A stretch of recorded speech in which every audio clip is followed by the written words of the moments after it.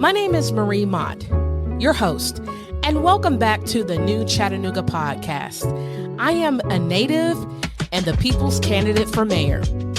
I'm so glad you decided to give me your time once again, because today we're going to talk about an issue that's close to my heart, and that is childcare. Last year, family, we had quite the crisis, and that was 2 facilities providing childcare for our children closed. What does that mean for single parents? And what does that mean for families? It's important for us to take a look up under the hood of this issue, to tinker around a little bit and see how we can put this car back on the road, because we need people to be able to work in the city of Chattanooga so that they can make more money to take better care of their families. But we also have to free up the ability for them to go to work by providing childcare access across the community. So last year in August, this crisis that happened was a byproduct of several factors. One, we had a federal sunset on fiscal support for facilities all across the country. So the closures that we had on a small scale here in Chattanooga that we really felt in the community, I want you to understand this is something that has happened all across the nation. And so now more than ever, it's going to be more difficult unless municipalities step up with creative solutions. It's going to be more difficult for families to be able to access care for their children when needed so that they can go to work.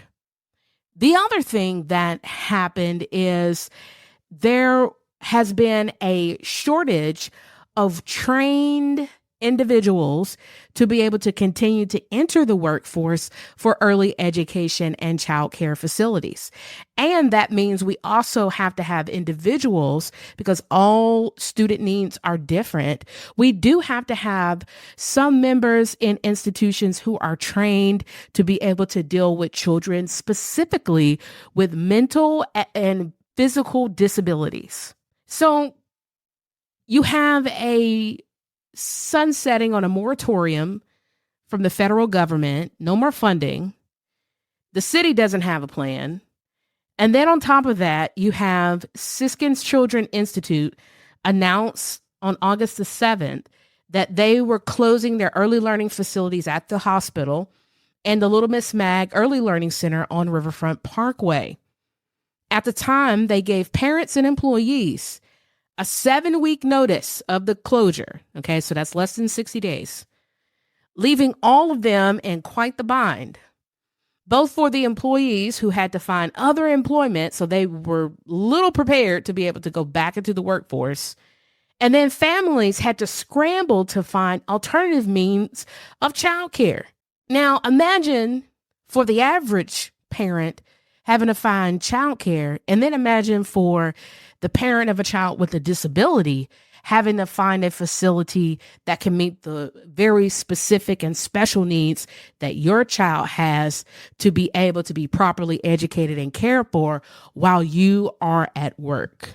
One of the things that I wanted to do in preparation for my run for the mayor's office was really dig into informing myself about this issue, because I don't want to wait until I'm elected to be informed about the crisis that is still going on today.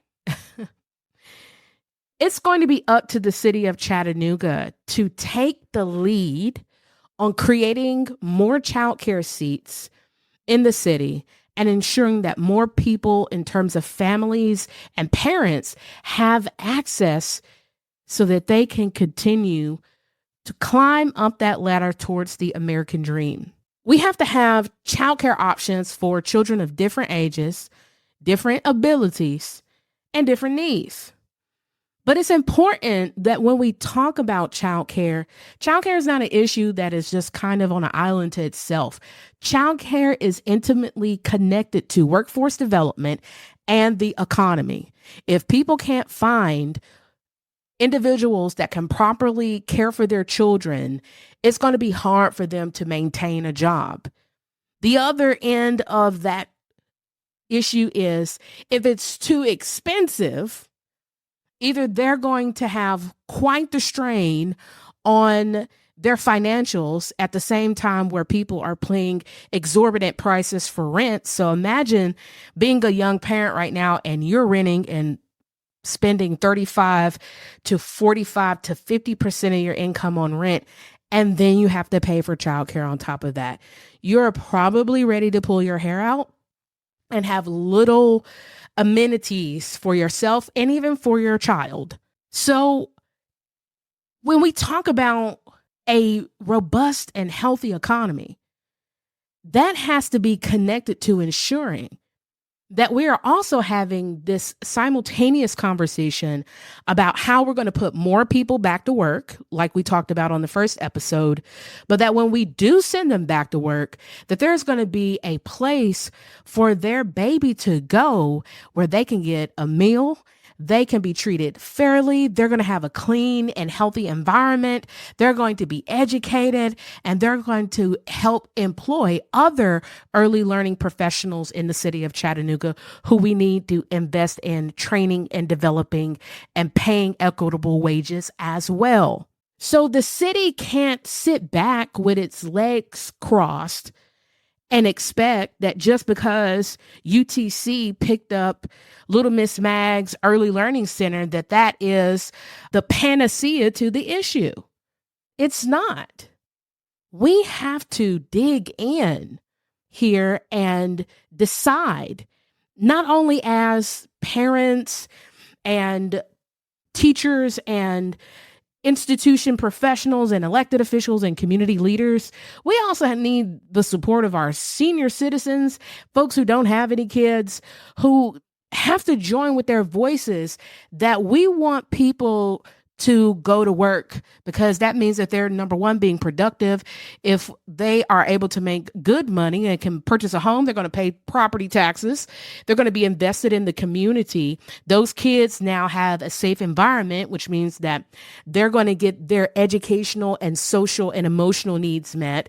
And that is employing people who are taking care of them, which means that we continue to have teachers and educational professionals that are taking care of our children and also making a good wage doing those jobs as well. Do you see how more than just the employment of the parents, that this turns into a employment situation for a lot of people involved?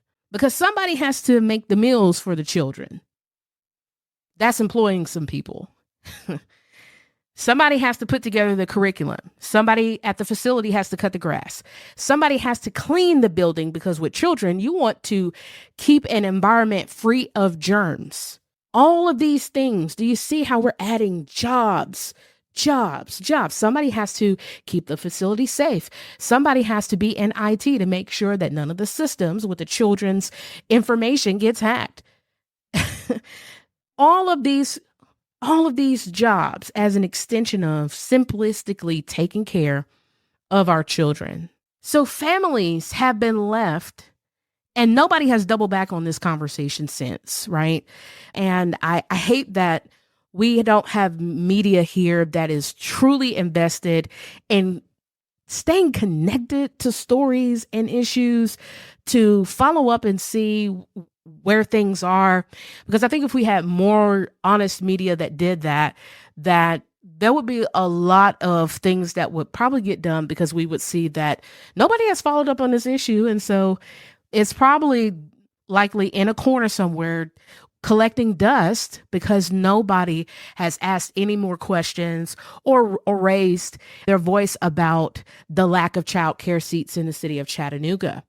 And so since I wanted to be a prepared candidate, and that's just my DNA, and it is always my commitment to you to be informed and to do my due diligence in preparation for not only this podcast, but I have a Medium space where I write about these as well, because people deal with content differently. So some people might be more privy to a podcasts, while others might enjoy the same information that I'm talking about right now, written down and just reading it. So I wanted to ensure that when I talked about connecting the dots for childcare solutions, that I had examples from other cities, because again, this is a national crisis, not just a local crisis. Okay, we're just a microcosm of what's going on nationally. That there are other cities who have taken the initiative to lead on creating those childcare seats and not leaving it up to the community or for these institutions to do it on their own.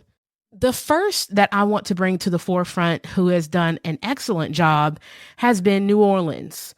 So New Orleans demonstrated a commitment to its youngest citizens with a pretty recent initiative where they decided to provide 5,000 children access to free spots at early childhood education centers, including 1,000 new seats funded by a property tax approved by the voters. Now, I like this for two reasons. Number one, creating the 5,000 seats off the top and using early childhood education centers to be able to do that. The city of Chattanooga is sitting on an immense amount of commercial property.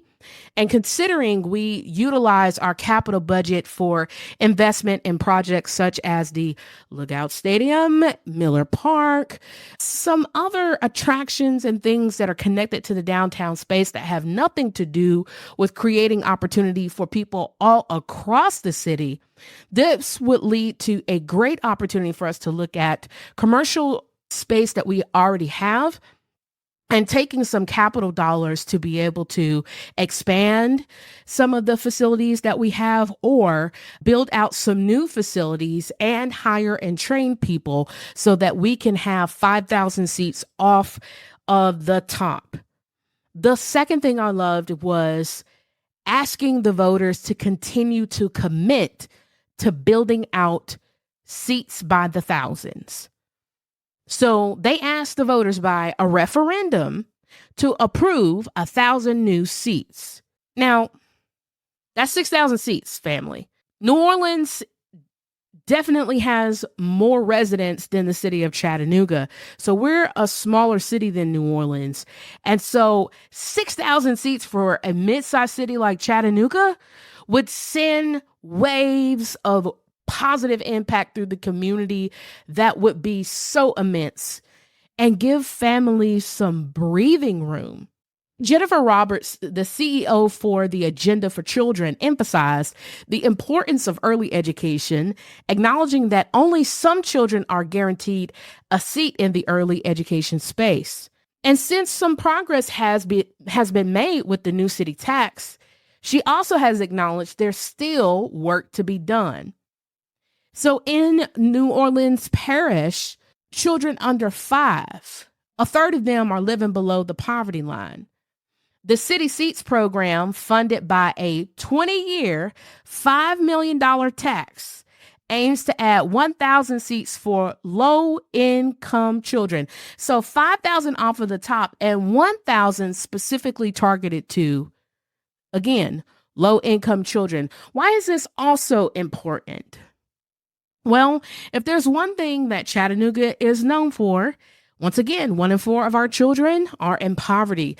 So if we were to take 1,000 children who were low income and to give them city-sponsored seats, what does that do to leverage not only tax dollars, but what does that do to level the playing field for the educational trajectory of that child?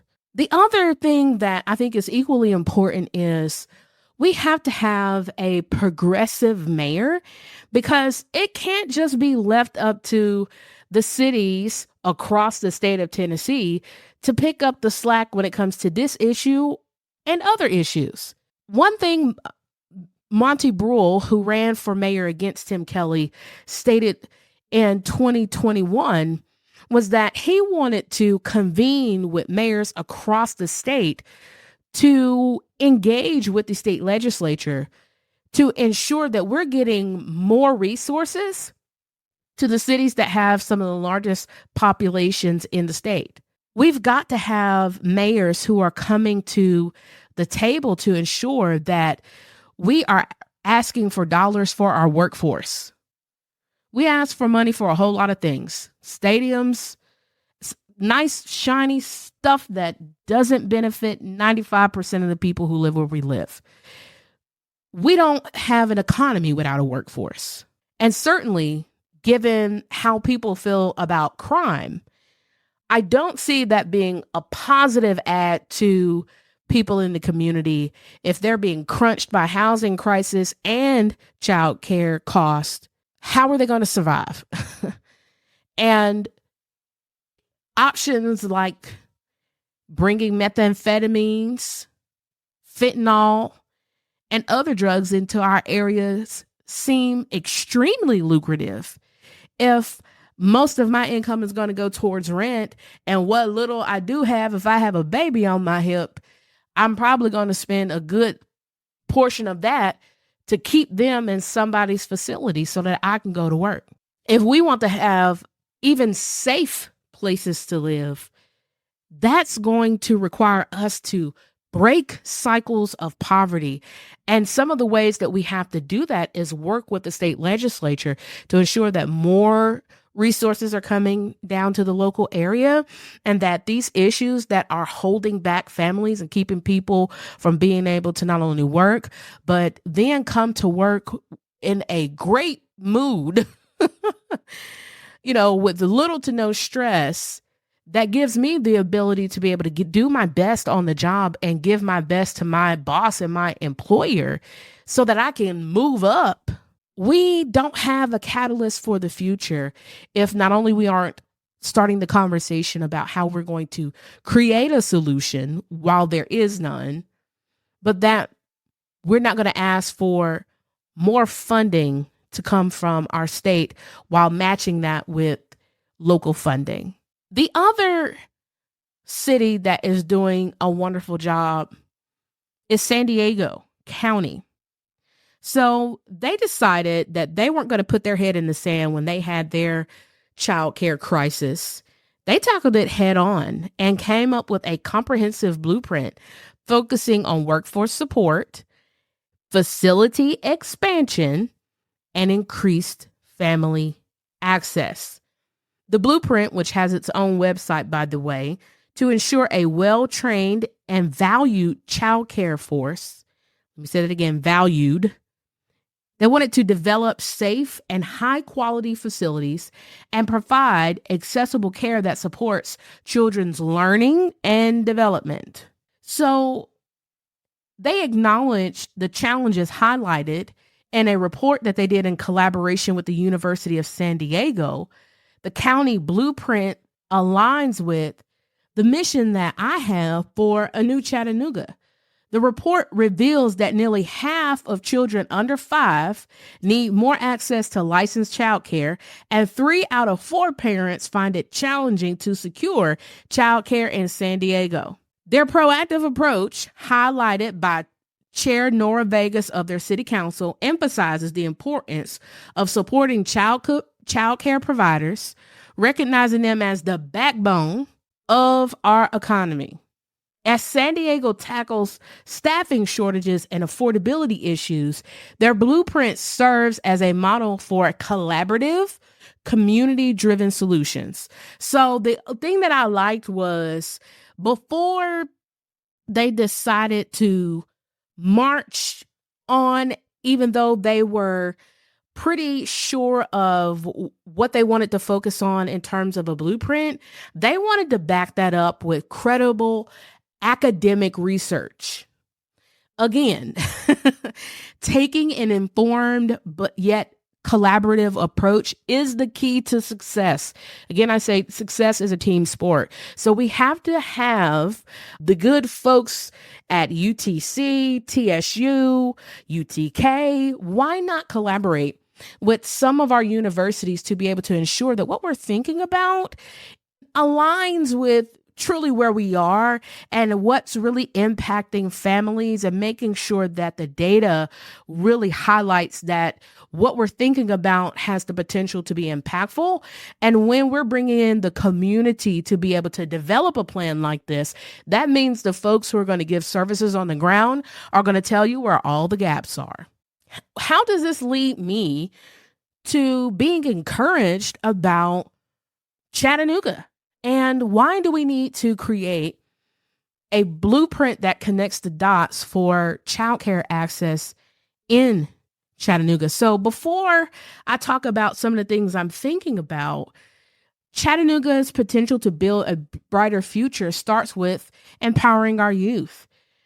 We've already started doing that. So Mayor Kelly has come together with Hamilton County Schools to launch the One Chattanooga Institute of Early Care and Learning program that started last fall with Tyner Academy. The initiative offers first-year high school students the chance to earn child development credentials, ensuring a path to employment at local early learning facilities upon graduation. Beyond traditional coursework, students get to engage in practical experiences, shadowing, and learning from local early learning providers. The approach equips the youth for success and addresses the workforce shortage in early care and learning. I applaud this. This is a pretty solid start, but we've got to go out a little bit into the deep and confront broader challenges for our families. The end of specific funding and the urgency to utilize American Rescue Plan dollars by 2025 prompts critical questions that I want to raise on this podcast. Number one, what comprehensive plan do we have to meet families' current child care needs? Number two, how can we ensure the sustainability of child care seats, especially with the end of specific funding?